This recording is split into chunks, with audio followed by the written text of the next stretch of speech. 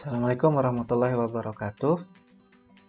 Perkenalkan, nama saya Taufik Mulis, saya dari Bappenas, dan pada kesempatan kali ini saya ditugasi oleh Unit Usaha Otonom Penyelenggara Tes Koperasi Pegawai Bappenas untuk berbagi terkait persiapan TOEFL ITP Remote Proctoring atau yang juga dikenal dengan nama TOEFL Online. Persiapan ini sangat penting karena tidak hanya substansi sebenarnya yang harus dipikirkan, tapi juga fasilitas teknisnya dan kesiapan teknisnya, komputer, internet, dan seterusnya. Itu juga menjadi sangat penting agar ketika pelaksanaan ujian, Bapak dan Ibu sekalian tidak terhambat oleh kendala teknis. Baik, kita langsung mulai saja. Jadi, untuk pelaksanaan ujian ini, kita awali dengan aktivitas sebelum ujian, dan saya bagi menjadi 2 hari sebelum ujian, 1 hari sebelum ujian, dan 1 jam sebelum ujian. Dan akhirnya kalau kita sudah lakukan ini dengan benar, dengan secara sistematis, kita akan melakukan ujian dengan sangat baik, mudah-mudahan. Baik, yang pertama kali adalah apa yang dilakukan 2 hari sebelum ujian. Yang pertama tentu saja sistem kita, komputer kita, laptop kita harus sesuai dengan sistem requirement atau persyaratan sistem dari kebutuhan sistem dari yang ditetapkan oleh TOEFL. Kalau kita sudah siap seperti yang pertama ini, kita lanjutkan dengan prosedur yang kedua, yaitu check readiness, dan yang terakhir adalah kita harus mendownload Secure Browser dan mencobanya. Secure Browser ini diistilahkan juga dengan TOEFL Audio Browser. Nanti kita akan lihat ketika saya tunjukkan aplikasinya seperti apa. Baik, untuk sistem requirement-nya, untuk ujian ini diperlukan laptop atau desktop dengan webcam. Dan memang wajib, webcam ini sangat wajib karena digunakan untuk mengawasi Bapak dan Ibu sekalian. Dan pengalaman kami, ada peserta yang pernah menggunakan netbook, ternyata display tampilan dari ujiannya itu tidak muncul semua. Jadi kami tidak sarankan menggunakan netbook. Dan berikutnya adalah wajib mandatory menggunakan Windows. Tidak ada toleransi, tidak bisa ditawar, harus Windows. Tidak bisa menggunakan Mac, apalagi Linux. Dan direkomendasikan menggunakan Windows 10, walaupun Windows 81 itu juga bisa berjalan. Selanjutnya adalah wajib menggunakan Internet Explorer. Dan perlu dicatat bahwa di Windows 10 itu Microsoft sudah mengupdate, sudah mengganti Internet Explorer ini menjadi Microsoft Edge, tapi ini juga tidak sama dengan Internet Explorer. Jadi yang dimaksud di sini adalah betul-betul Internet Explorer. Dan selanjutnya adalah wajib terinstall Zoom application. Dan pastikan Zoom application ini pun yang terupdate, yang terbaru, karena yang versi-versi lama ada celah keamanan di sana. Dan selanjutnya adalah diwajibkan menggunakan headset atau minimal earphone. Ada yang pernah memaksakan tidak menggunakan headset, tidak menggunakan earphone, akhirnya dia mengandalkan suara dari laptopnya. Dan yang terjadi adalah suaranya tidak terlalu jelas dan dia hilang kesempatan untuk mendengarkan dengan sangat baik sesi listening. Dan perlu kami sampaikan, headset atau earphone yang digunakan adalah yang menggunakan kabel, tidak menggunakan Bluetooth. Selanjutnya adalah tentu saja ini yang sangat-sangat krusial dan harus ada adalah koneksi internet. Kami menyarankan memang menggunakan WiFi yang stabil dan cukup speednya. Kemudian cukupnya berapa? 50 kbps. Sebenarnya tidak terlalu besar, hanya perlu 50 kbps. Tapi di atas itu sangat disarankan. Dan jika pun tidak ada, masih bisa menggunakan sinyal handphone, operator handphone, tapi minimal 4G. Dan paket datanya minimal 3 GB. Ada juga sebagian yang menggunakan keduanya, jadi mereka defaultnya menggunakan WiFi, dan ketika WiFi-nya itu bermasalah, mereka switch ke handphone, ke tethering mereka. Itu juga tidak masalah. Baik, selanjutnya adalah tahapan check readiness.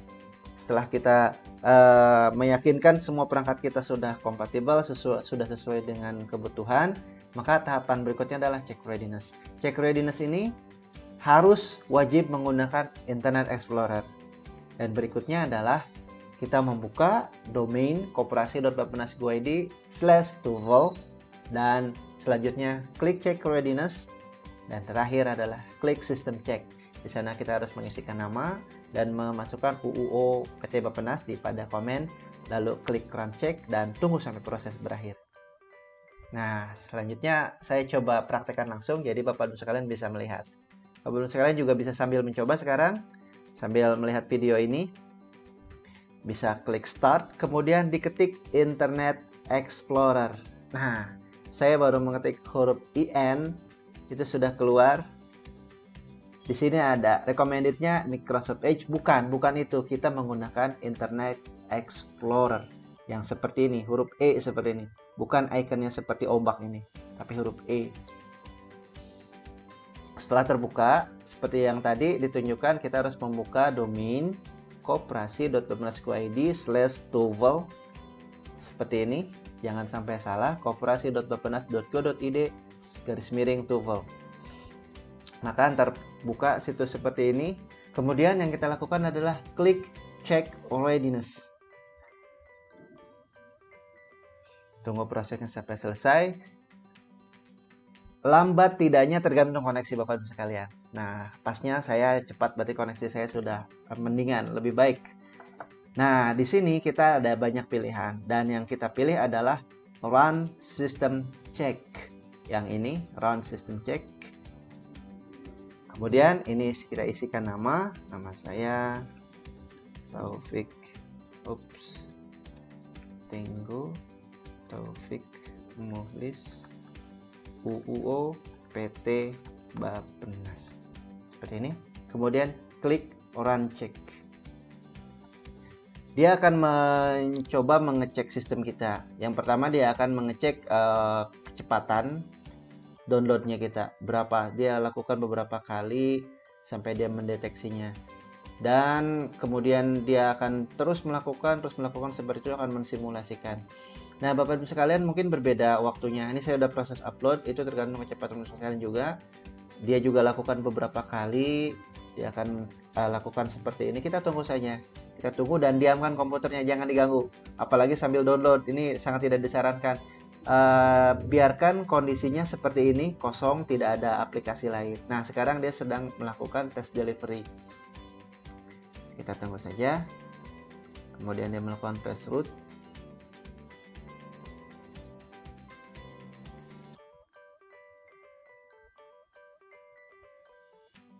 Jika Bapak Ibu sekalian masih belum sampai proses ini, tunggu saja.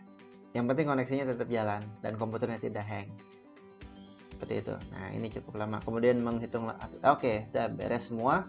Nah, yang berhasil di sini tidak ada warning. The device meets all site requirements, but might need attention. A secure browser may be required for delivery of the operational test. If needed, be sure to install the secure browser on the device prior to the test. Nanti kita akan lakukan di langkah berikutnya. Tapi ini semua tidak ada warning. Semuanya sudah requirement dan semuanya sudah ada jelas. Nah, ini apa yang selanjutnya dilakukan? Ini silahkan di-download, di-save oleh Bapak Ibu sekalian. Setelah di-save, nah ini ada terbuka. Kemudian setelah di-save itu nanti dikirimkan kemana? Nanti akan saya jelaskan. Nah, ini file hasil check readiness-nya. Nah, selanjutnya tadi kasus yang berhasil. Nah, tadi yang saya sebutkan, no warning, klik download, kemudian kirim PDF-nya tadi ke email ini, upptpa@gmail.com, dan lalu dilanjutkan dengan download browser. Lalu bagaimana kalau kasusnya dengan warning? Dengan warning seperti apa? Contoh kasus saya pernah dapat, nah seperti ini. Ini contohnya adalah ada warningnya di sini. Di sini memang tertulis meet all set requirement seperti tadi. Cuman di bawahnya ada result, ada warning. Di sini disebutkan this browser is not browser needed for secure testing. Jadi ini bukan, saya pas saat tadi itu menggunakan Google Chrome. Jadi dia mendeteksi tolong menggunakan Internet Explorer. Bahkan sama dia diinfokan untuk Windows 10 Microsoft Edge itu default browser, tapi itu tidak sama dengan Internet Explorer, sama seperti yang tadi saya sampaikan. Atau ada kasus lain, warning yang lain seperti ini. Ini salah satu peserta, dia tidak ada warningnya, ada dua, bahkan ada warning, bahkan ada not support. Kasusnya saat itu adalah koneksinya terlalu parah, di bawah 50 kbps, dan untuk uploadnya di bawah 30 kbps, sehingga tes tidak bisa berjalan. Dan kembali lagi, pastikan koneksi internetnya ini Bapak Ibu sekalian, jangan sampai bermasalah di koneksi internet, karena tes ini online, maka koneksi internet ini sangat diperlukan. Baik, kami kembali lagi ke slide sebelumnya. Oke, bagaimana dengan warning kasusnya seperti tadi? Yang pertama dilakukan adalah ikuti petunjuk dari warningnya. Saya kira itu sudah sangat jelas ketika memang dia meminta Internet Explorer, tolong gunakan Internet Explorer. Atau seperti yang tadi, ketika koneksinya sangat-sangat buruk, cari tempat yang lebih baik. Mungkin jika menggunakan WiFi bisa menggunakan kabelnya bisa dicolok ke situ. Kalau misalkan sinyal WiFi-nya tidak terlalu bagus. Kalau misalkan menggunakan tethering dari handphone, sinyalnya di situ tidak dapat yang baik atau stabil atau lemah sekali, cari tempat yang baik. Seperti itu, ikuti petunjuk dari warningnya. Jika sudah mengikuti petunjuknya tapi tetap saja dapat seperti itu, maka yang perlu dilakukan adalah tetap klik download, lalu kirim ke UOPT Bappenas melalui email uppt@gmail.com, dan nanti tunggu advice dari UOPT Bappenas. Nanti ada saya dan tim nanti yang akan coba membantu sekalian hingga cek readiness ini berhasil. Dan tahap berikutnya adalah download the secure browser and test it. Bagaimana prosedurnya? Yang pertama, kembali lagi, gunakanlah Internet Explorer dan buka domain yang tadi, site yang tadi, dan lalu klik download TOEFL Audio Browser. Dan yang terakhir adalah klik download. Kemudian, tunggu sampai prosesnya selesai, dan lalu kita harus buka dan harus cek, dan sampai itu berjalan. Sampai kapan? Sampai session ID inputnya muncul. Baik, kita akan coba tes langsung. Webnya tadi ini, lalu klik TOEFL, download TOEFL Audio Browser. Nah, sampai di sini kita harus geser ke bawah. Nah, tinggal diklik download. Kemudian, saya geser dulu di sini. Saya save, open folder, ada di sini. Kemudian install.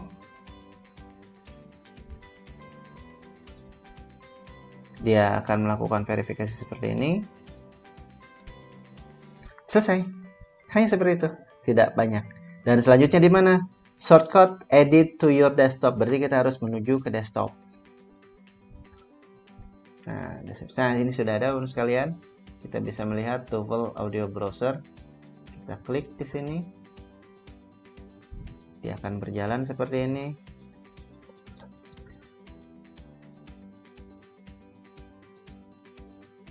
Setelah audio browser yang tadi berjalan dengan baik, kita akan lanjutkan ke tahapan berikutnya, yaitu 1 hari sebelum ujian. Ya, tadi kita sudah menyelesaikan 2 hari sebelum ujian, kita sudah mendownload secure browser dan sudah mencobanya. Nah, 1 hari sebelum ujian, besok ujian hari ini, berarti kita harus melakukan persiapan materi TOEFL-nya, substansinya. Banyak sekali di internet, di YouTube ini juga banyak sekali yang mengajarkan dengan terkait materi TOEFL. Tolong dipelajari dengan baik, dan saya percaya juga bahwa kalian pasti sudah mempersiapkannya dengan baik. Karena tidak mungkin ketika ujian tidak memiliki senjata apapun, pasti di sana sudah ada materinya, sudah bahasa saya itu sudah ngelotok lah gitu. Dan sedikit mengulas mungkin karena ini nanti berbasis online, jadi setelah Bapak Ibu sekalian mengisikan session ID, kemudian ada student number, session number dan student ID, lalu juga memasukkan nama belakang Bapak Ibu sekalian. Setelah itu di next, nanti Bapak Ibu sekalian akan menunggu di approve oleh proktor. Jadi akan ada, sayangnya saya tidak bisa menampilkan layarnya di sini. Jadi akan ada proses menunggu seperti itu. Nanti ketika dia approve, Bapak Ibu sekalian langsung masuk ke materi soalnya.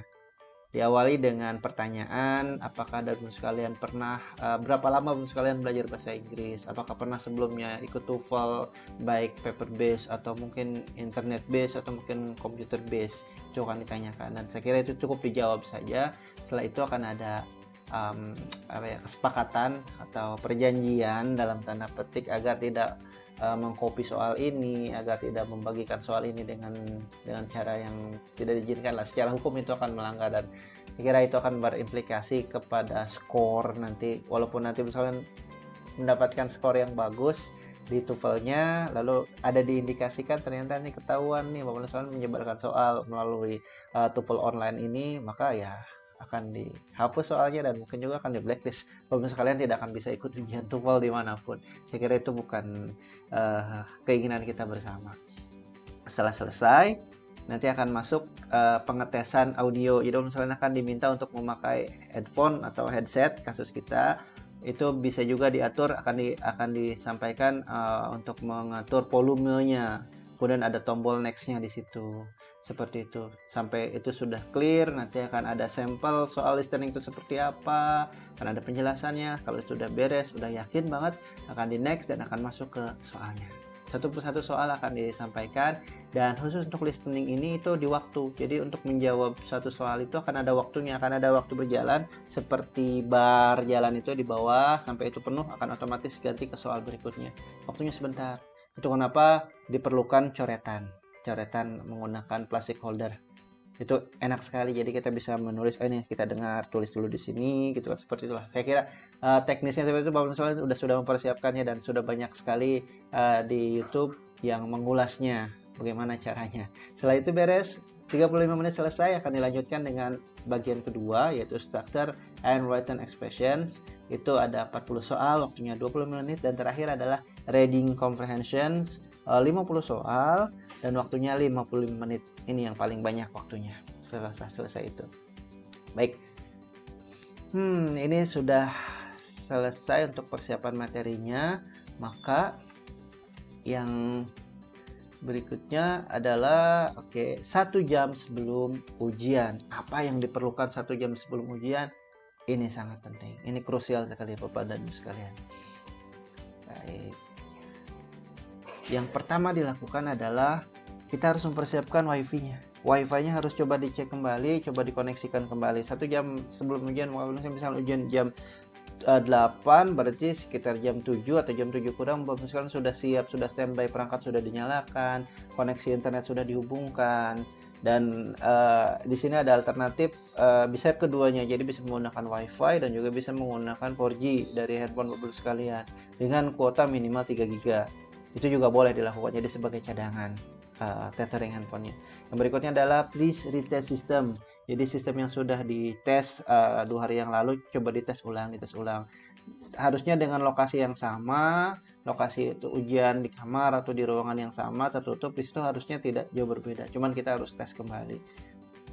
Hopefully sih tidak kendala di situ. Kalau misalnya ada kendala bagaimana? Segera hubungi kami, nanti di akhir akan ada saya akan tunjukkan di mana cara menghubungi kami dengan cara cepat.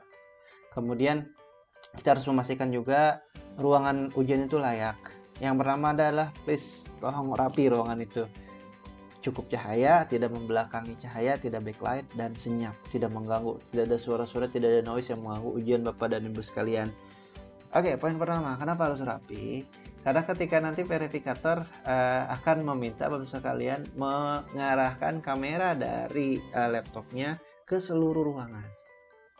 Nah, jangan sampai ruangannya, atau mungkin ada sebagian yang melakukan di kamarnya berantakan, ada barang-barang yang tidak layak diperlihatkan kepada orang lain. Itu saya kira tidak ada cerita seperti itulah. Kita memastikan ruangan itu memang layak untuk disimak, untuk dilihat oleh orang lain. Dan banyak nanti yang ngelihatnya, tidak hanya verifikator, di sana ada peserta lain juga yang ikut lihat juga kan, karena di laptop mereka juga kelihatan video Bapak sekali yang disajikan melalui Zoom.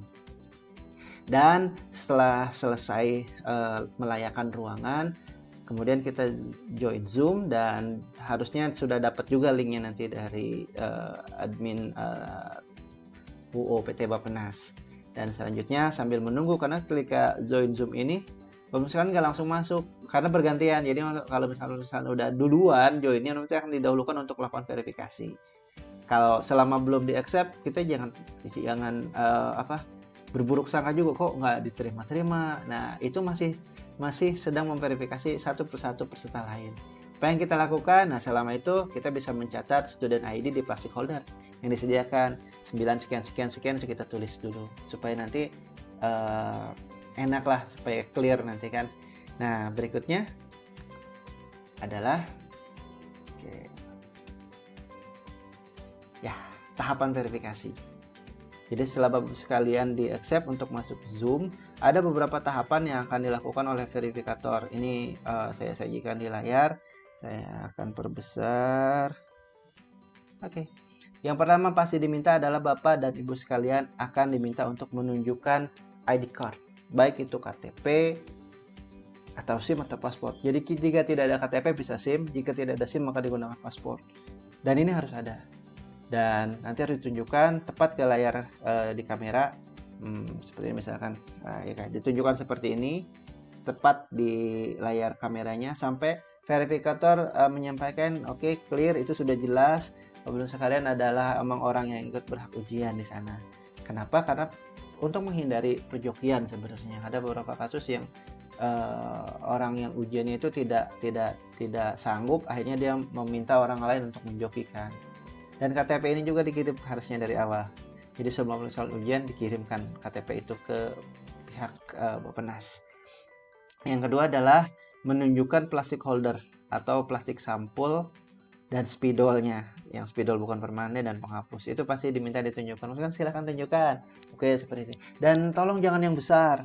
Dulu awal-awal diperbolehkan menggunakan whiteboard, tapi ada sampai kasus dia menggunakan whiteboard yang sangat besar dan itu justru aneh gitu kan sangat besar gitu menjadi background, itu sulit untuk ditulis seperti itu.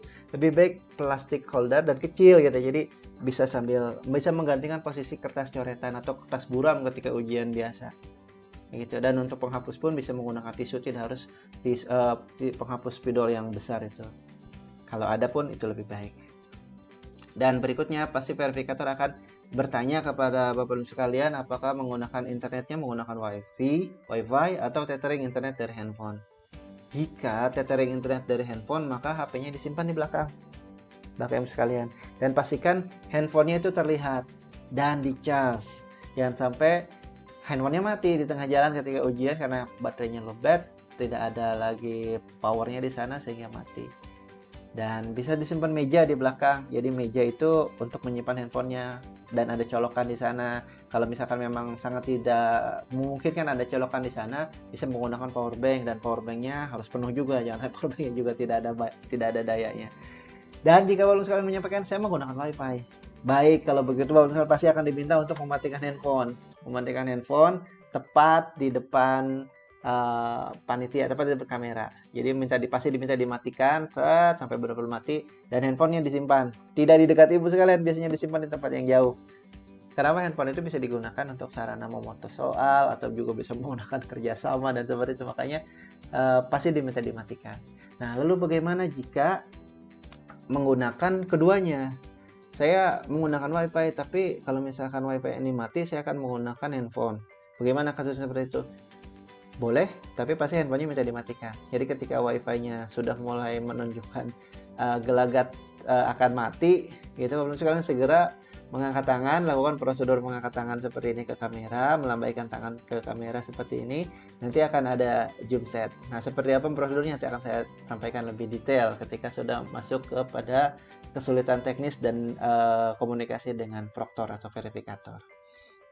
Baik, berikutnya adalah mengecek apakah peserta sudah menggunakan earphone atau headset, dan harus kabel. Sama tadi saya ulangi lagi bahwa memang ada headset dan earphone yang menggunakan Bluetooth itu nyaman, tidak bersiluran kabel isu, tapi ada beberapa kasus justru isu tidak bisa menyalurkan suaranya, terputus. Makanya dihindarkan menggunakan yang Bluetooth, lebih baik menggunakan kabel. Itu headset yang biasa juga sebenarnya dari handphone itu bawaan juga nggak masalah. Tidak harus yang canggih, yang mahal dan bagus, tidak masalah. Baik, dan selanjutnya verifikator akan meminta Bapak sekalian berada di ruangan yang tertutup dan sendiri di sana. Tidak ada orang lain di sana, kan dipastikan. Dan berikutnya adalah ini yang mulai sangat penting, yaitu memperlihatkan lingkungan sekitar peserta dengan mengangkat laptop. Jadi Bapak sekalian akan diminta untuk mengangkat laptopnya diangkat dengan kameranya, kemudian diperlihatkan, tolong lihat kanan ibu, kiri ibu, lihat di belakang, di depan komputernya seperti apa, di mejanya apakah ada barang-barang yang mencurigakan, dan please saya seperti itu sampaikan, ini tolong dikondisikan ruangannya pun. Jangan sampai memang ada benda-benda yang mencurigakan digunakan untuk menyontek dan untuk bekerja sama seperti itu. Jadi tolong hilangkan strategi seperti itu dalam ujian ini, karena akan berakibat skor ibu akan disable, akan tidak keluar skornya begitu. Dan saya kira itu bukan cita-cita kita semua, karena ikut ujian ini ya sudahlah, kita emang kondisi ujian itu. Dan berikutnya adalah memastikan pintu ditutup dan tidak ada orang lain di ruangan itu. Ini penting. Jadi yang sampai pintu itu terbuka, dan kalau bisa pintunya dikunci. Jangan sampai ada orang lain lalu lalang masuk sana. Gitu. Dan terus berikutnya adalah memastikan agar peserta tetap duduk dalam jangkauan kamera. Jadi jangan sampai Bapak sekalian pergi dari jangkauan kamera itu setelah check-in dari Zoom. Dan kalau misalkan memang sangat ingin ke toilet, dilakukan sebelum check-in. Jadi mohon please dirapikan dulu keperluan Bapak sekalian sebelum check-in Zoom. Jadi kalau misalkan memang sangat terpaksa, maka akan kembali lagi ke prosedur ini, memperlihatkan lingkungan sekitar peserta. Saya kira ini jadi wasting time, jadi membuang waktu. Ulangi lagi dari sini. Lebih baik sebelum check-in Zoom silahkan ke toilet, silahkan melakukan kegiatan-kegiatan lah yang memang dirasa memang itu perlu dilakukan dan penting dilakukan. Tapi setelah check-in Zoom sudah duduk saja di situ dengan manis sampai selesai ujian, jangan kemana-mana begitu. Tahapan berikutnya, verifikator akan memastikan Bapak Ibu sekalian tidak menggunakan virtual background. Di Zoom itu kan ada fiturnya, dan lebih baik seperti saya ini, di kamar, di ruangan-ruangan. Jadi jangan sampai menggunakan virtual Zoom. Ada virtual Zoom kantor, ada virtual Zoom pantai, jembatan, seperti itu tidak diperkenankan. Dan berikutnya adalah tolong matikan program antivirus. Ya, antivirus memang harus dimatikan. Kasus-kasus yang pernah dihadapi, ada antivirus itu seperti Semadap, ada Panda juga, itu menginterupsi aplikasi TOEFL Audio Browser, sehingga ketika proses berjalan, bahkan Semadap itu sebelum berjalan pun pasti minta dimatikan oleh TOEFL Audio Browsernya. Jadi please matikan dulu. Kalau misalnya memang dimatikan juga bingung, susah matikannya, uninstall. Nanti bisa diinstal lagi kan.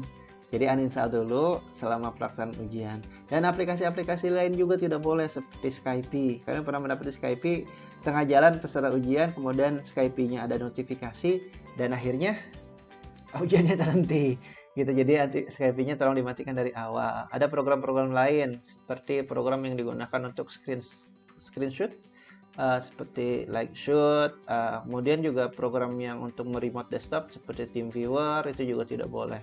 Jadi tolong dimatikan dulu semuanya. Nanti kalau sudah selesai ujian silahkan jalankan lagi aplikasi-aplikasi itu.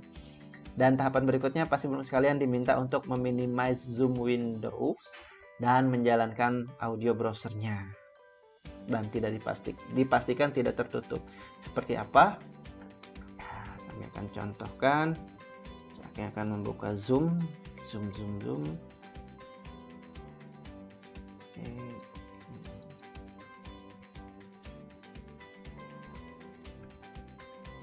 Oke, Zoom-nya jalan. Coba saya setting.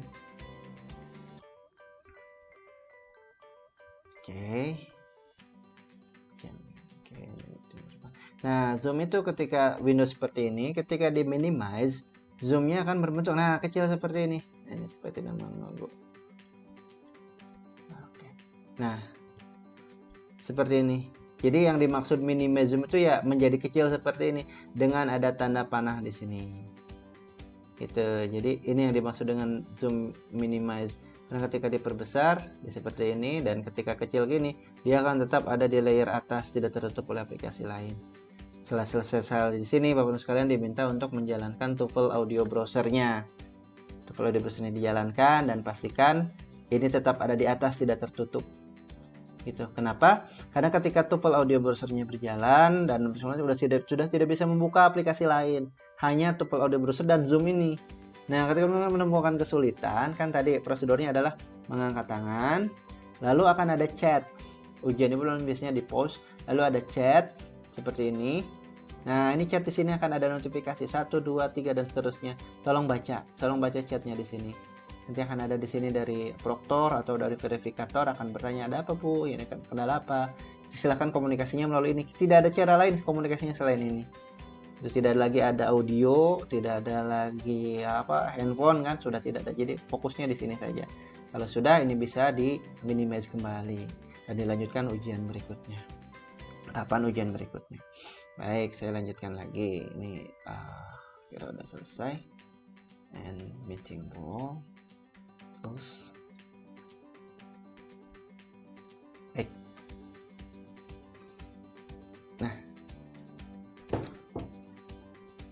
Nah, seperti tadi yang saya sampaikan, jadi memang karena ujian ini hanya menggunakan Zoom dan audio browser, ya tidak menggunakan raise hand di Zoom.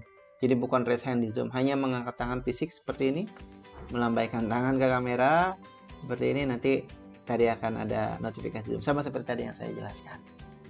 Baik, itu saya kira sudah. Dan tahap berikutnya mulai ujian. Jadi setelah diverifikasi, baru sekali menunggu peserta lain untuk diverifikasi.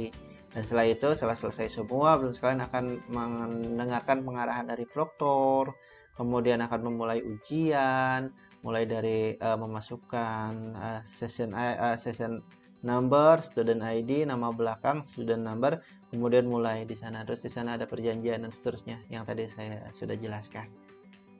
Dan again, tolong angkat tangan, melambaikan tangan ke kamera seperti ini ketika ada yang ditanyakan atau error system. Begitu. Lalu jika sudah selesai pun tetap melambaikan tangan ke kamera seperti ini. Nanti akan ditanya sudah selesai dan akan Ibu-Bapak sekalian akan melakukan prosedur keluar dari ujian, yaitu pertama adalah menghapus catatannya. Catatan yang di plastik holder tadi tolong dihapus, terus ditunjukkan ke kamera. Ini sudah clear, sudah bersih. Lalu Bapak sekalian tidak diperkenankan untuk live meeting. Jadi Bapak sekalian masuk dipersilahkan dan keluar pun nanti akan dipersilahkan, akan di-remove dari adminnya, dari proktornya atau dari verifikatornya. Jangan sampai Bapak live meeting langsung gitu. Tidak seperti itu. Tunggu sampai memang dinyatakan clear. Dan biasanya di akhir-akhir itu ada kesempatan untuk bertanya kepada proktor langsung atau kepada verifikator terkait dengan sertifikat dan seterusnya, bisa dilakukan di sana. Gitu. Dan terima kasih banyak. Saya kira video ini mungkin cepat dan prosesnya juga tadi tanpa banyak kendala. Bagi Bapak sekalian yang menemui kendala, bisa ulangi lagi video ini, bisa melihat lagi dari awal, di replay lagi, kemudian dilakukan lagi prosedurnya seperti tadi. Dan bila tetap menemukan kendala, Bapak sekalian bisa menghubungi kami melalui website ini, Koperasi Bappenas Go ID TOEFL, dan nanti ada menu help. Oke, ini seperti ini. Oke, seperti ini. Sini ada menu help dan nanti diklik di sini. Nah, akan muncul pertanyaan terkait persiapan TOEFL ITP Remote Proctoring.